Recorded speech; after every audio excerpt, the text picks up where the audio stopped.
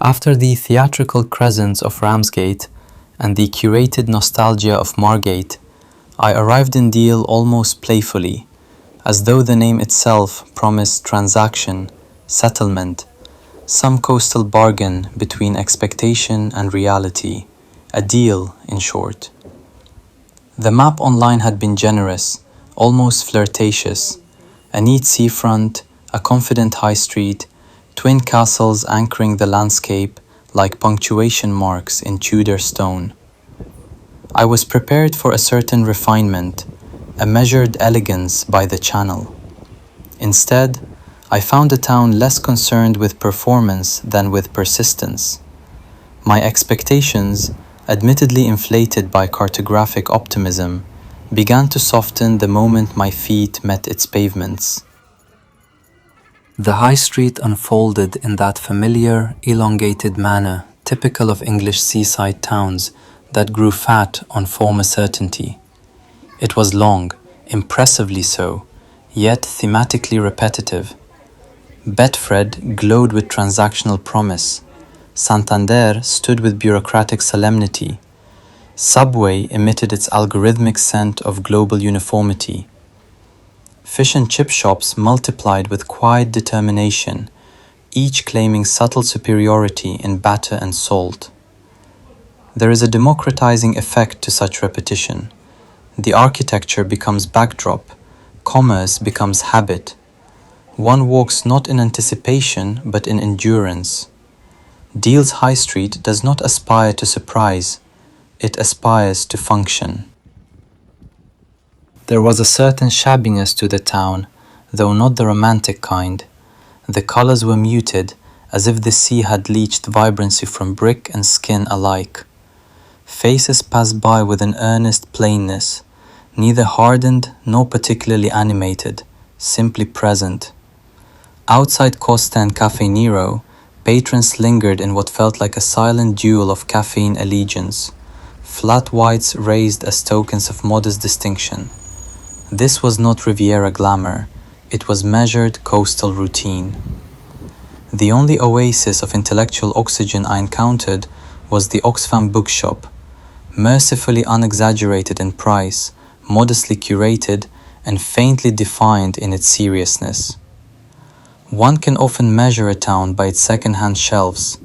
Deal, at least there, retained a quiet dignity and a real deal. Yet Beach Street offered a shift in tempo. Here the town inhaled more fully. Pubs murmured with low laughter. Glasses caught the late light. Amusement arcades blinked with gentle vulgarity. The atmosphere was less inhibited, more surrendered to season. Summer had loosened colors and conversation alike.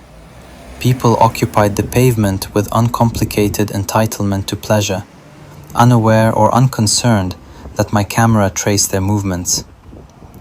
There was something almost anthropological in observing this, a small coastal population performing leisure with admirable commitment. And then the beach itself, expansive, unapologetic, materially present, broader than Broadstairs, longer than Ramsgate, sandier than Margate. It surpassed them not in charm, but in scale.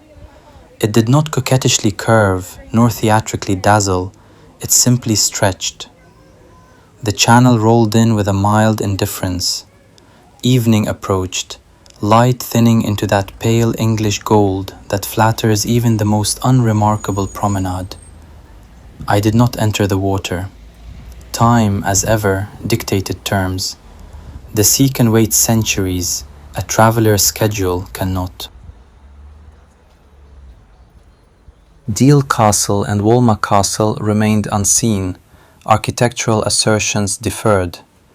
The Tudor bastions might have supplied historical gravitas, perhaps even contradiction to my measured disillusionment, but the hour had slipped beyond generosity after 2 towns in the name in the morning. There is always a subtle arrogance in assuming one can grasp a town in a single afternoon. Yet there is equal honesty in admitting when one has not tried hard enough. I was, if not impatient, then already oriented elsewhere. So I turned toward Sandwich, seeking a bite in its medieval lanes, a corrective to this coastal neutrality. Another mirage, perhaps more intricately constructed. Deal receded behind me, not as failure, nor as revelation, but as a place that declined to negotiate beyond its terms. Goodbye, Deal. I came looking for a bargain, and found instead a steady refusal to enchant.